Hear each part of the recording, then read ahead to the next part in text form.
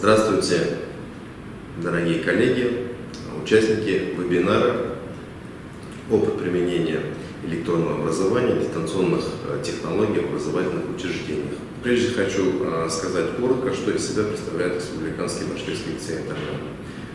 Наша школа физико-математического профиля, углубленного изучения английского языка, школа, где внедряется, используется образовательная робототехника, интернат, где обучаются и проживают мальчики и юноши со всей республики. Электронное образование и дистанционные технологии нас заинтересовали давно. 8 лет назад мы начали применять систему NetSchool. Впоследствии от него мы отказались, но опыт получили как учителя, родители, ученики. И впоследствии, когда мы уже перешли на автоматизированную информационную систему Ижур, нам этот очень опыт сильно понадобился. Вот, скажем так, мы его используем, этот опыт. И уже 3-й год мы данной системой пользуемся безальтернативно. Система предоставляет следующие возможности. Это анализ успеваемости, это возможность общения с родителями, с учащимися, с учителями, это возможность распечатывать аттестат, ну и многие другие возможности. Мы нашли наиболее эффективным способом выстроить систему «Один ученик, один компьютер» посредством создания среды, где учащийся может принести свое мобильное устройство и использовать его в образовательных целях. Создали бесшовную Wi-Fi сеть, а также шкафы с ячейками, куда дети могут положить свои мобильные устройства и обеспечить сохранность этих устройств. Далее высокоскоростной интернет, который позволит использовать современные образовательные ресурсы, так как необходимо потоковое видео. Все вышеназванное необходимо для создания комфортных условий использования современных возможностей, которые предоставляет электронное образование и дистанционные технологии. Наши учителя используют такие ресурсы, как Хан Академия, Codages, Я-класс, Lingvaleo, Edmodo. И теперь для более подробного ознакомления с данными системами предоставим слово нашим учителям. Здравствуйте, меня зовут Айбулат Кнызбаев. Я сейчас расскажу вам про Lingvaleo, как я его использую на уроках. Так как не все ученики могут себе позволить Lingvaleo золотой статус, поэтому насчет грамматики я говорить не буду, потому что грамматика она доступна только в золотом статусе. В основном Lingvaleo я использую для изучения новых слов. Например, те же самые неправильные глаголы. Очень удобно для новичков, есть для среднего уровня, для экспертов. То есть я сначала им даю набор слов для новичков, они все это выучивают, а потом провожу тестирование. Потом дальше для среднего уровня, потом, соответственно, и экспертный уровень. Также можно составить свой набор слов. Допустим, какой-нибудь текст проходим.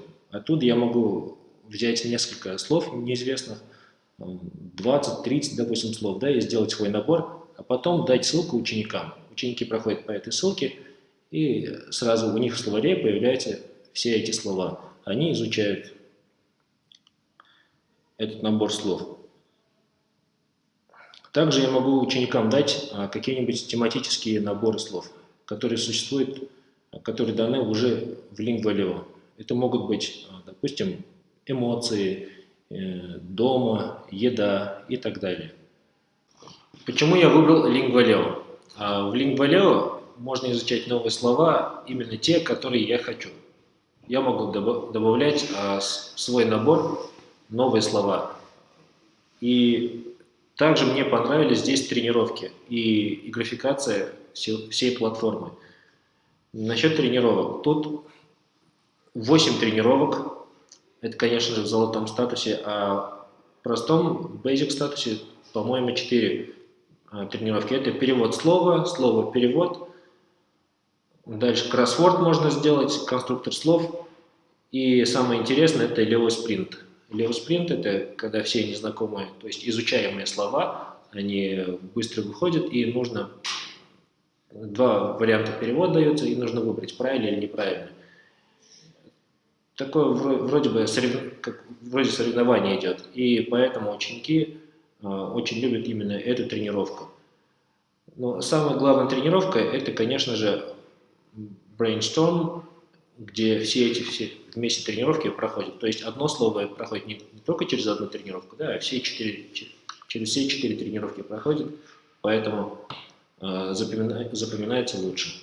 Здравствуйте, меня зовут Ахмед Шамарат Раильевич, я веду информатику в Республиканском башкирском лицее-интернате, и кроме информатики я веду также робототехнику. Робототехника очень сильный ресурс, который позволяет обучить детей программированию, конструированию, работе с датчиками, причем на очень легкой платформе, такой как LEGO Mindstorms EV3.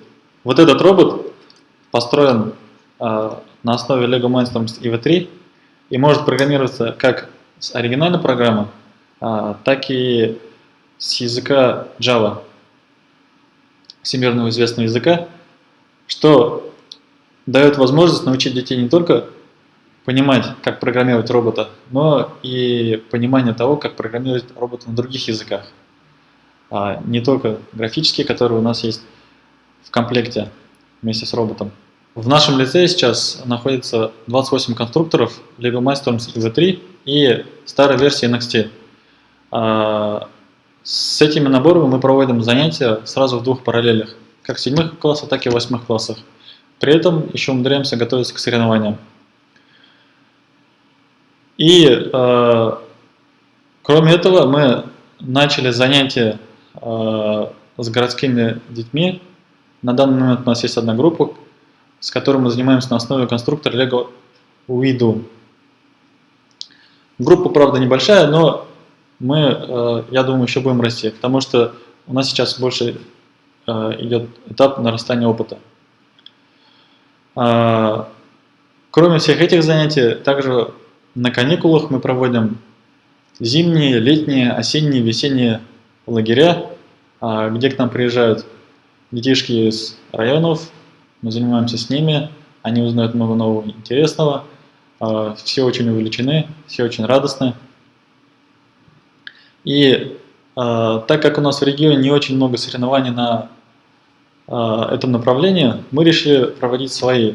С прошлого года, с 2015 мы начали проводить соревнования Роболига. В этом году, в этом 2016 году это уже будет второе соревнование, в котором принимают участие практически дети со всей Башкирии.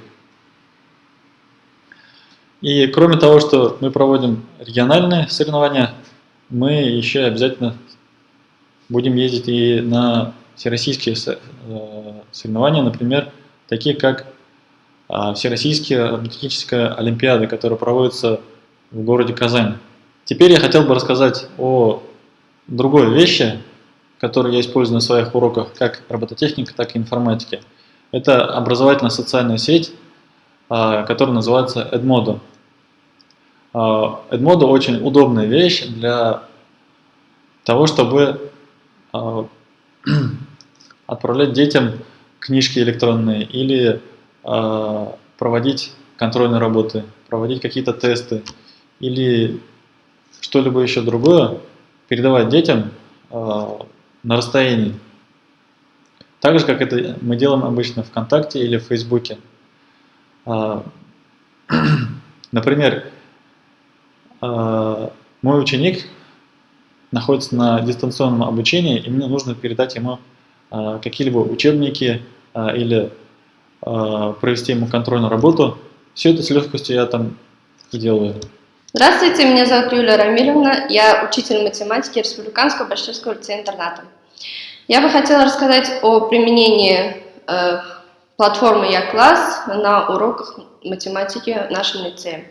Наш лицей стремится к электронному обучению то есть один ученик, один ноутбук.